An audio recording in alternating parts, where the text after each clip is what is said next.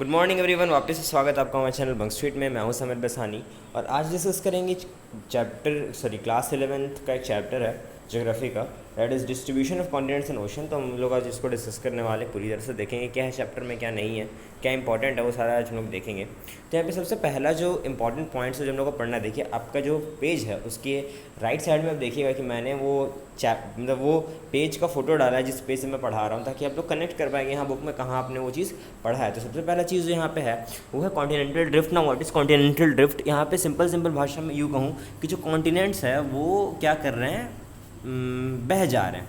अब बह रहे तो कहाँ बह रहे हैं? सबसे पहली बात तो आप ये जान लीजिए कि हम लोग का जो एथिनोस्फीयर है, ठीक है, मतलब आप ऐसा समझिए कि जो अर्थ है उसके ऊपर एक लावा का लेयर है। वो लावा का कुछ पोर्शन जो है वो कड़ा हो चुका है, जो कि हम लोग का क्रस्ट है, उसके ऊपर हम लोग रहते हैं। तो ये जो क्रस्ट है, जो कड़ा हुआ पार्ट है, वो उस लावा के ऊपर तैरते रहते हैं, जैसे कि पानी के ऊपर आइसबर्ग्स तैरते हैं। तो यहाँ पे क्या है कि अब्राहम ऑटिलियस है, वो क्या है, वो एक डची मैप मेकर है जो 1596 में ये बोले थे कि हाँ भाई ऐसा हो सकता है कि जितना भी लैंड मासेस है, जितना भी लैंड आप लोग अभी देख रहे हैं, ये सब एक बहुत बड़ा लैंड था, ठीक है। और यहाँ पे ये बोला रहे कि जो बड़ा लैंड है वो अमेरिका, यूरोप, अफ्रीका, ये सब मिला करके बना था। फिर क्या होता है, एंटोनियो पेनेग्रारी आते हैं, उन्होंने ये मैप में ये बोला कि हाँ भाई, उन्होंने मैप बनाया, उन्होंने बोला कि हाँ भाई ये तीनों कॉन्टिनेंट्स टुगेदर हैं, एक साथ हैं। उसके बाद एक बहुत इंपॉर्टेंट नाम है आपको देखने को मिलेगा, वो है एल्फ्रेड वेंजर। ये जो है ये जर्मन मीटरोलॉजिस्ट हैं और इन्होंने कॉन्टिनेंटल ड्रिफ्ट की थ्योरी रखी। इसमें उन्होंने ये कहा कि पहले एक सिंगल लैंड मास था जिसका नाम था पैंजिया, और एक यूनिवर्सल ओशन था जिसका नाम था पंथालासा, सॉरी एक second, okay. Now next thing is कि अराउंड 200 मिलियन ईयर्स अगो क्या होता है, जो पैंजिया है वो टूटने लगता है और दो लार्ज लैंड मासेस में टूट जाता है वो, जिसका में एक का नाम था लॉरेशिया और दूसरा नाम था गोंडवाना लैंड। अब यहाँ पे क्या होता है कि जो लॉरेशिया है वो टूटता है तो वो नॉर्दर्न कॉन्टिनेंट्स बनाता है, और जो गोंडवाना है जब वो टूटता है तो वो साउदर्न कॉन्टिनेंट्स बनाता है। अब यहाँ पे क्या एविडेंसेस है जिससे ये सपोर्ट होता है कि कॉन्टिनेंटल ड्रिफ्ट एक्चुअली हुआ था? सबसे पहला जो सपोर्ट है वो ये है कि matching of the continents, jigsaw fit. अब देखते होंगे जैसे जिग्जॉ आपके घर में अगर होगा तो आप देखते होंगे कि एक पीस दूसरा पीस से फिट होता है तो उसका साइड जो है वो पूरा मैच करता है एक दूसरे से। तो इसी तरह से ये भी बोला जाता है कि हाँ भाई जो हम लोग के जो कॉन्टिनेंट्स हैं, जैसे कि साउथ अमेरिका हो गया, अफ्रीका हो गया, ये लोग का जो शोर लाइन्स है वो एक रिमार्केबल मैच दिखाता है एक दूसरे से, एकदम सटा हुआ लगता है कि एक ही चीज़ का दो टुकड़ा कर दिया गया है, ऐसा है। इसके बाद क्या होता है कि एक मैप बनाया जाता है बुलार्ड के द्वारा 1964 में, उसमें वो दिखाते कि हाँ भाई ये दोनों कॉन्टिनेंट तो सच में जुड़ा हुआ था। और यहाँ पे ये बनाया गया, ऑफ कोर्स देखो यहाँ पे क्या होता है ना कि जैसे आप देखिए, आप ओशन जाइएगा कभी या समुद्र के किनारे में जाइएगा तो आप देखिएगा क्या कि बहुत सारा बालू है वहाँ पे, है ना। तो अगर आप वहाँ पे शोर लाइन अगर आप देखिएगा, शोर का एक लाइन बनाया जाए तो ऑफकोर्स वो आपको कभी इवन नहीं मिलेगा, क्योंकि बालू क्या है, कभी इरोड हो रहा है, कभी अगर डिपॉजिट हो रहा है, तो वो हमेशा चेंज होते रहता है। तो इसीलिए क्या किया गया कि जो पानी का जो लेवल है उससे 1000 फैदम लाइन्स नीचे गए, एक डिस्टेंस का यूनिट है, 1000 फैदम लाइन्स नीचे गए वो लोग। और फिर वहाँ से क्या होता है, वहाँ से हम लोग जो अपना ये है लेवल है, बेसिकली जो जिग्स ऑफ फिट है, उसका काउंटिंग को चालू करते हैं, मतलब उसका जो आउटलाइन है वो बनाना स्टार्ट करते हैं। इसके बाद होता है दूसरा एक एविडेंस क्या है कि रॉक्स जो है वो सेम एज का अक्रॉस दी ओशंस। तो आप देखिएगा कि कहीं कहीं पे जैसे कि ब्राज़ील का कोस्ट जो है, ठीक है, यहाँ पे एक बेल्ट है एंशिएंट रॉक का जो कि 2000 मिलियन ईयर्स हुआ है ब्राज़ील के कोस्ट में, और वो वेस्टर्न अफ्रीका के साथ मैच करता है, जो कि बहुत अजीब सी बात है। उसके बाद बोला जाता है कि साउथ अमेरिका और अफ्रीका में जो मरीन डिपॉजिट्स है, मतलब पानी के अंदर जो डिपॉजिट्स हैं, वो दोनों ही जुरासिक एज के हैं। तो ये समझ में नहीं आता भाई कि सेम टाइप का जो चीज़ है वो दोनों तरफ देखने को मिलेगा आपको। उसके बाद एक चीज़ आप देखिएगा, थर्ड जो एविडेंस आपको सपोर्ट करता है यहाँ पे वो है tillite. What is tillite? No, tillite is a sedimentary rock, और ये ग्लेशियल डिपॉजिट से होता है। ग्लेशियल डिपॉजिट मतलब ग्लेशियर्स का जो डिपॉजिट होता है उससे होता है इंडिया में। और वैसे जो सिमिलर काउंटर पार्ट्स है उसमें आपको देखने को मिलेगा, जैसे कि इंडिया हो गया, अफ्रीका हो गया, फाल्कलैंड्स हो गया, मेडागास्कर हो गया, अंटार्कटिका हो गया, ऑस्ट्रेलिया हो गया, हर जगह इसी तरह का ग्लेशियर आप लोग को देखने को मिलेगा। तो भाई ये समझ में आता है कि हाँ जो कॉन्टिनेंट्स ऑफ साउथ है उसमें इस तरह का ग्लेशियर हुआ करता था, और इससे ये भी समझ में आता है कि एक लंबा समय तक साउथ के कॉन्टिनेंट्स में बर्फ़ जमा हुआ था। यहाँ पे ये भी बोला जा रहा है कि जो ग्लेशियल टिलाइट है वो ये दिखाता है कि किस तरह से पेलेलियो क्लाइमेट किस तरह का हुआ करता था और कॉन्टिनेंट्स किस तरह से ड्रिफ्ट कर गया। इसके बाद है distribution of fossils. Now distribution of fossil बहुत अच्छा पॉइंट है जिससे आप लोग ये एविडेंस प्रूव कर सकते हो, हाँ भाई कॉन्टिनेंटल ड्रिफ्ट हुआ था। क्यों?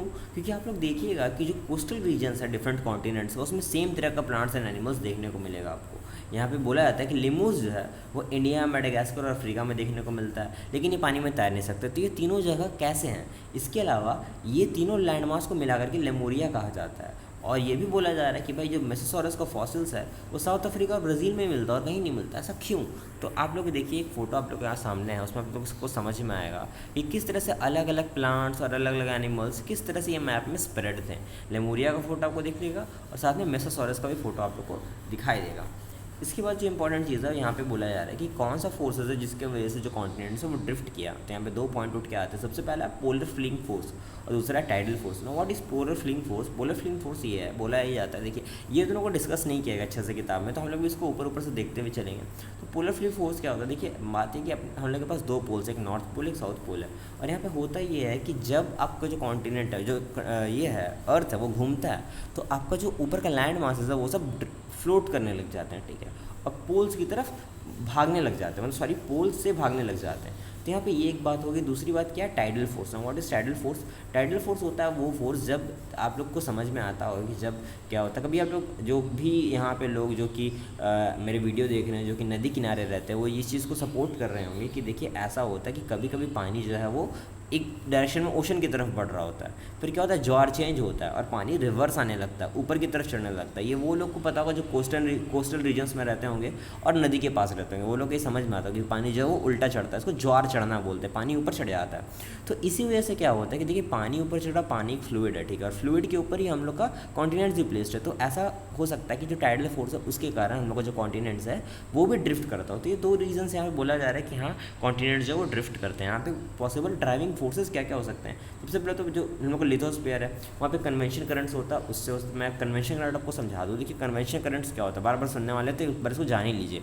यहाँ पे क्या होता है, देखिए जैसे आप कभी पानी गर्म करने के लिए चढ़ाओ, ठीक है, आप लोग क्या करो कि एक जगह पानी गर्म करने के लिए चढ़ाइए और उसके बाद आप वहाँ पे जो पानी है उसको गैस में चढ़ा सकते हैं। और उसके बाद क्या होता है, जो पानी के नीचे वाला पार्ट है वो बॉयल होकर के ऊपर आ जाता है और जो ऊपर का पार्ट है वो नीचे चला जाता है। ये जो है इस चीज़ को कन्वेंशन करंट्स कहते हैं। ये हम लोग का जो एटमॉस्फेयर है उसमें भी काम करता है। जो डिफरेंट टेम्परेचर्स होते हैं, जो साइक्लोन्स आते हैं, वो यही कन्वेंशन करंट्स के कारण आते हैं। इसके अलावा जो सेकंड पॉइंट है वो है ट्रेंच पुल। ट्रेंच की तरफ पुल देखने को मिलता है। रिज पुश, रिज की तरफ आपको पुश देखने को मिलता है, ठीक है। देखिए रिज पुश मैं आपको समझाता हूँ क्या होता है। जैसे आप बचपन में आप लोग स्लाइड करते होंगे तो क्या होता है कि एक हाइट से क्या होता है, जब आप मतलब स्लाइड्स में जब चढ़ोगे, आप नीचे जो स्लाइड करोगे, ये जो फोर्स आपको मिलती है इसको हम लोग रिज पुश कहते हैं।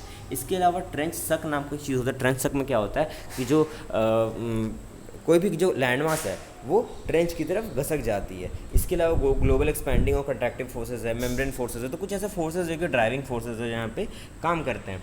इसके बाद आता है टाइडल फोर्स। ना what is tidal force? Tidal force में क्या होता है, जो वेरेंजर है, मतलब टाइडल फोर्स में तो आपको बता दिया। इसके बाद क्या है कि जो वेरेंजर है वो ये बोले कि ये 2 फोर्सेस है जो कि प्लेट मूवमेंट का टेक्टोनिक्स के ऊपर हेल्प करता है। इसके बाद क्या होता है कि मोस्ट स्कॉलर ये बोलते कि भाई इस तरह का चीज़ नहीं है, इतना एविडेंस काफ़ी नहीं है कि आप बोल सको कि हाँ इस तरह का जो ड्रिफ्ट है वो होता है। तो उसके बाद क्या हुआ, उसके बाद हुआ पोस्ट ड्रिफ्ट स्टडीज़ किया गया, ठीक है। स्टडीज़ में आप लोग को ये पता चलता है, स्टडीज़ में सबसे पहले तो एक थ्योरी हम लोग समझते हैं, ठीक है। थ्योरी में क्या होता है, जो आर्थर होम्स है 1930 में उन्होंने थ्योरी दिया कि जो हम लोग का कोर है, आप लोग यहाँ पे फोटो में भी देख सकते हैं कि हम लोग का जो कोर है, ठीक है, ये वाला, हाँ सॉरी ये थोड़ा, हाँ चलो, तो आप लोग देखिएगा जो कोर है वो कोर में क्या है, वो कोर में ज़्यादा गर्मी है। तो होता ये है कि गर्म वहाँ से यहाँ पे फिर से सेम चीज़ हो रहा है, कन्वेंशन करंट्स हो रहा है। क्या हो रहा है कि जो गर्म वहाँ पे कोर का लावा है, कोर के पास का जो लावा है वो ऊपर आता है और ऊपर का जो लावा है जो ठंडा हो चुका है वो अब नीचे जाता है। और इस कारण क्या होता है कि कन्वेंशन करंट्स होता है। और उस करंट्स में जब भी ऊपर कोई कॉन्टिनेंट रहता है तो वो कॉन्टिनेंट उस कन्वेंशन करंट के कारण ही फ्लोट करने लग जाता है। तुरंत आप लोग फोटो में देख के समझ जाइएगा, जो ग्रीन कलर वो कॉन्टिनेंट्स और कॉन्टिनेंट्स का एरो के साथ आपको समझ में आएगा। देखिए कि नीचे का जो कन्वेंशन करंट है उसका एरो मैच कर रहा है, सेम डायरेक्शन में है, ठीक है। तो ये हो जाता है बात। और बोला क्या जाता है कि ये हीट बेसिकली आया कहाँ से, तो ये रेडियोएक्टिव डिसइंटीग्रेशन आगे हम लोग देखेंगे, ठीक है। इसके बाद क्या है कि ओशन फ्लोर का था मैपिंग। अब यहाँ पे जो पॉइंट है बुक का वो इंपॉर्टेंट पॉइंट आया था, मैपिंग ऑफ ओशन फ्लोर। तो यहाँ पे क्या होता है कि हम लोग ओशन फ्लोर का मैपिंग स्टार्ट करते हैं, ठीक है। सबसे पहले हम लोग पोस्ट स्टडीज़ में सबसे पहले क्या पढ़ें, जो कन्वेंशनल करंट थ्योरी वो पढ़ लिए। अब हम लोग देखेंगे कि ओशन फ्लोर का मैपिंग हो रहा है। यहाँ पे क्या हो रहा है कि यहाँ पे देखा जाता है कि जो रिज है, ठीक है, रिजेस आप लोगों को देखने को मिलेगा, अंदर डीप ट्रेंच देखने को मिलेगा। मिड ओशनिक रिज जो होता है वो मोस्ट एक्टिव वोल्केनिक eruptions के लिए आपको समझाने की कोशिश कर रहा हूँ कि मिड ओशनिक रिज क्या होता है। फोटो से ज़्यादा इजीली समझ में आ जाएगा तो वो ज़्यादा अच्छा रहेगा। पर आई डोंट नो कि ये जूम ठीक से क्यों नहीं हो रहा, चलो ठीक है, हाँ यहाँ पे काम हो जाए। तो यहाँ पे देखिए आप लोग एक बात समझिए, होता क्या है कि जब इनर कोर है उससे हीट आउटर कोर की तरफ आता है तो क्या होता है, कन्वेंशन करेंट्स जो है वो बनना स्टार्ट होते हैं। तो क्या होता है, लावा अंदर ही गोल गोल घूमने लग जाता है। अब क्या होता है कि जब एक लावा लेफ्ट और एक लावा राइट की तरफ घूमता है तो होता ये है कि उसके ऊपर का जो पार्ट है वो क्या होता है, फट जाता है, जैसे आप लोग अपने आँख के सामने देख सकते हैं, ठीक है। और वो फटने के कारण क्या होता है कि एक रिज तैयार होता है, एक मतलब बोल सकते हैं गैप तैयार होता है, और वहाँ से क्या होता है, नया लावा जो है वो बाहर आने लगता है। अब यहाँ पे एक बात समझिए कि ये जो बाहर आने लग जा रहा है, इसमें क्या होता है कि आप लोग देखिएगा कि जो ऊपर का मिट्टी घसक गया वो क्या होता है, एक जगह जाके अंदर चला जाता है, उसको हम लोग ट्रेंच बोलते हैं। आप लोग देखिए ओशनिक लिथोस्फीयर और ट्रेंच का नाम से उसको बताया गया, सबडक्शन जोन बनाया गया। तो हम लोग आगे वो देखेंगे सबडक्शन जोन क्या होता है, मिड ओशनिक फ्लोर क्या होता है, वो सारा हम लोग आगे देखेंगे, ठीक है। तो यहाँ पे क्या बोला जा रहा है कि जो ओशन का फ्लोर है वो हम लोग का अर्थ और क्रस्ट का फ्लोर से बहुत यंग होता है। और यहाँ पे ये बोला जा रहा है कि जब आप लोग एक बात यहाँ पे समझने की कोशिश कीजिए कि जब इसके अंदर से मिट्टी, इसके अंदर से जो लावा है वो बाहर आता है तो वो लावा दोनों तरफ जा करके एक्यूमुलेट होता है, ठीक है, एक लेफ्ट और एक राइट। अब यहाँ पे जब भी लावा दोनों साइड एक्यूमुलेट होगा तो दोनों का जब एज निकालेंगे तो दोनों का एज क्या होगा, सेम आएगा। तो यहाँ पे ये एक पॉइंट हो जाता है कि हाँ भाई हम लोग का जो दोनों साइड का जो रॉक्स है उसका एज सेम आ रहा है, तो ऑफकोर्स ये बीच से ही बाहर आया। तो इस तरह से और हम लोग इस चीज़ को हम लोग सपोर्ट कर सकते हैं, हम लोग बैक कर सकते हैं। इसके बाद क्या है कि ओशन फ्लोर कॉन्फ़िगरेशन देखते हैं। तो यहाँ पे क्या होता है, ओशन फ्लोर को हम लोग 3 हिस्सा में बांटते हैं। सबसे पहला आता है कॉन्टिनेंटल मार्जिन, उसके बाद आता है एबेसल प्लेन, और तीसरा आता है मिड ओशनिक रिज। तो आप समझ जाइए कि सबसे पहले जब आप ओशन के साइड पे खड़े हो तो जो नियरेस्ट पार्ट से थोड़ा दूर तक का जो पार्ट होता है वो होता है कॉन्टिनेंटल मार्जिन। और यहाँ पे ट्रांजिशनल जोन बनता है, ये किसके बीच में, शोर के बीच में और डीप सी बेसिन के बीच में। यहाँ पे क्या क्या इंक्लूड होता है, यहाँ पे इंक्लूड होता है continental slope, shelf, continental rise and deep oceanic trenches. उसके बाद आता है एबेसल प्लेन, ये बहुत लंबा प्लेन फ्लैट एरिया होता है। यहाँ पे क्या होता है, यहाँ पे ओशनिक मार्जिन ये कॉन्टिनेंट मार्जिन और ओशनिक रिज के बीच में आता है। यहाँ पे कॉन्टिनेंटल सेडिमेंट्स आकर के जमा हो जाती है। और थर्ड में आता है मिड ओशनिक रिजेस, ये मैंने आपको पहले बताया। रिज क्या होता है, ये रिज क्या होता है, एक फॉल्ट होता है बेसिकली, मैं बोल सकता हूँ कि वहाँ पे क्या होता है, दोनों साइड से जो मिट्टी है वो एक दूसरे से दूर जा रही होती है, बीच से लावा बाहर आ रहा होता है। तो यहाँ पे माउंटेन्स रहते हैं, यहाँ पे बहुत सारे रिफ्ट सिस्टम रहते हैं, क्रेस्ट रहता है, फ्लैट फ्लैंक जोन रहता है, और बहुत ज़्यादा इंटेंस वॉल्केनिक एक्टिविटी आपको देखने को मिलेगी। तो यहाँ पे मैं आपको फोटो से समझाने की कोशिश करता हूँ। आप लोग सबसे पहले कॉन्टिनेंटल शेल्फ देखिए, स्लोप देखिए, फिर जो ग्रीन कलर का रीजन है वो मेरा प्लेन्स है, बहुत लंबा यहाँ पे प्लेन है। और वो प्लेन आगे बढ़ते बढ़ते आप देखिएगा, हम लोग नीचे आप फोटो में आ जाइए तो वहाँ पे देखिएगा आप लोग कि अब क्या आ गया, अब रिफ्ट आ गया, ओशन आ गया, रिज आ गया, और बीच से क्या होता है, लावा जो है वो बाहर आती है। तो ये है यहाँ पे बात। अब इसके बाद देखिए, इसके बाद हम लोग पढ़ेंगे distribution of volcanoes and earthquake के बारे में। तो आप लोग पहले बात समझिए कि वोल्केनोज जो है और अर्थक्वेक जो है वो कोस्ट से पैरेलल होते हैं। देखिए जैसे यहाँ पे मेरा जो कोस्ट है, north America, south America, Asia और ऑस्ट्रेलिया का जो कोस्ट है, उससे पैरेलल एक लाइन ही बनी हुई है जहाँ पे हम लोग का क्या होता है, ज़्यादा वोल्केनिक और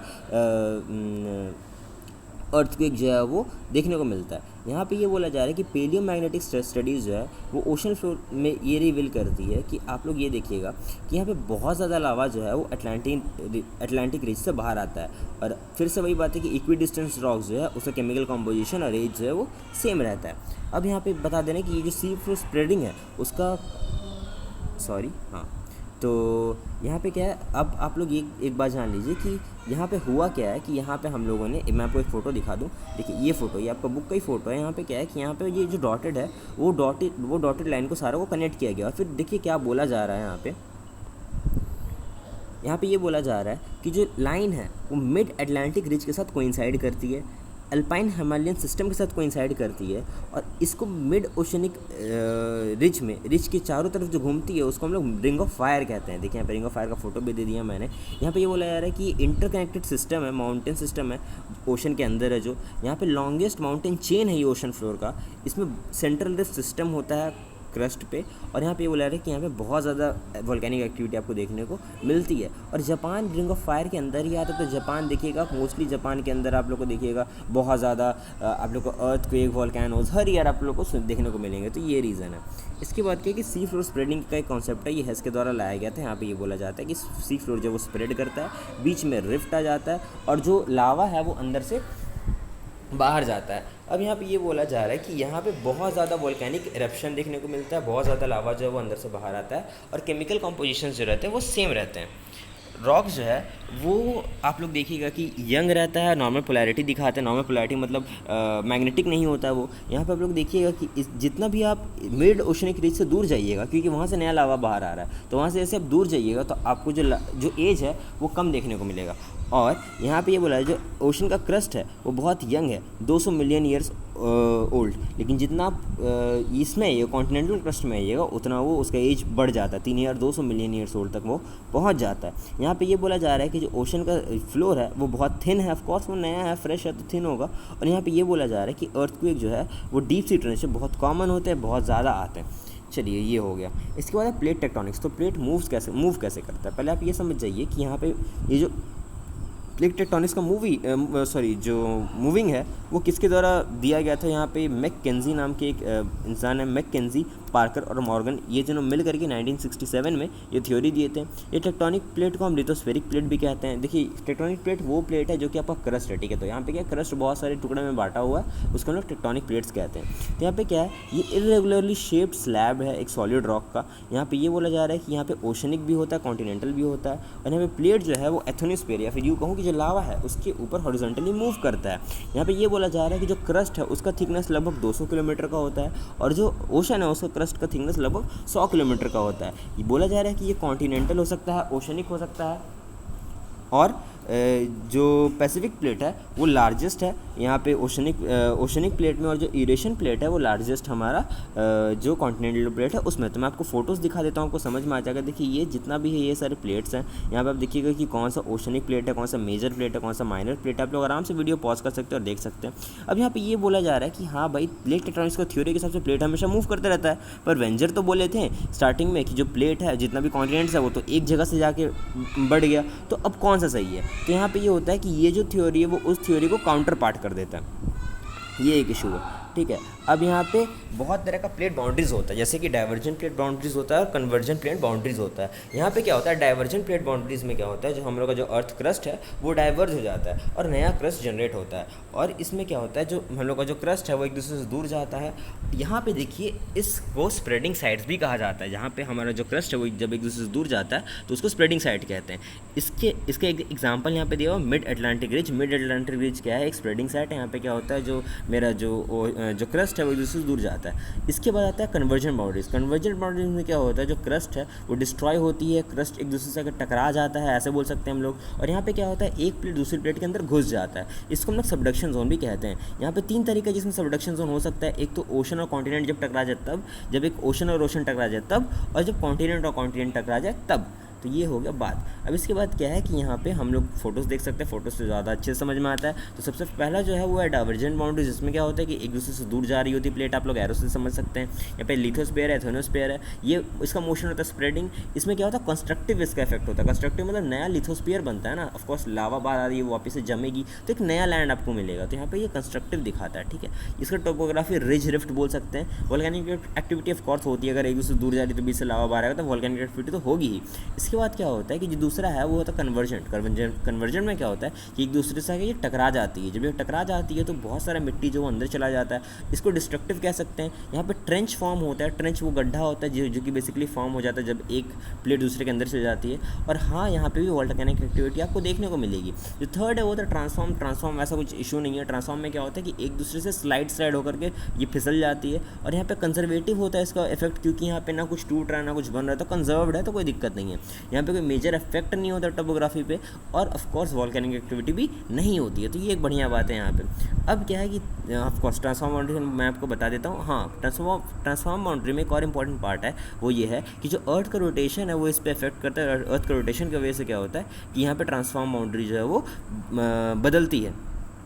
चलिए ठीक है, आगे बढ़ जाते हैं। यहाँ पे क्या है कि rate of plate of movement. यहाँ पे rate of plate of movement के ऊपर बात हुआ है कि कितना स्पीड में ये बेसिकली बोल सकते हैं कि ये जो प्लेट्स है मूव करती है। यहाँ पे ये बोला जा रहा है कि जो हम लोग का नॉर्मल और रिवर्स मैग्नेटिक फील्ड है उस वजह से साइंटिस्ट लोग क्या किए हैं कि यहाँ पे निकाल लें कि कितना स्पीड से ये हम जो प्लेट्स है वो मूव करती हैं। यहाँ पे बोला जाता है कि जो आर्कटिक रीज है वो सबसे धीरे मूव करती है, अबाउट 2.5 सेंटीमीटर पर ईयर, जो कि बहुत स्लो है। और जो ईस्ट पैसिफिक रिज है वो 15 सेंटीमीटर पर ईयर से ज़्यादा तेज़ी से मूव करती है। तो ये काफ़ी एक स्पीड है, ठीक है। इसके बाद आप देख सकते हैं फोर्सेस ऑफ प्लेट मूवमेंट। तो प्लेट किस लिए घूमता है, क्या रीजंस है? तो सबसे पहला तो ये है कि अर्थ डायनामिक है, अर्थ हमेशा घूम रहा है। इसके अलावा क्या है कि जो इंटीरियर है वो मोबाइल है, अंदर का जो पार्ट है वो तो लिक्विड है भाई, तो वो तो और हिलेगा।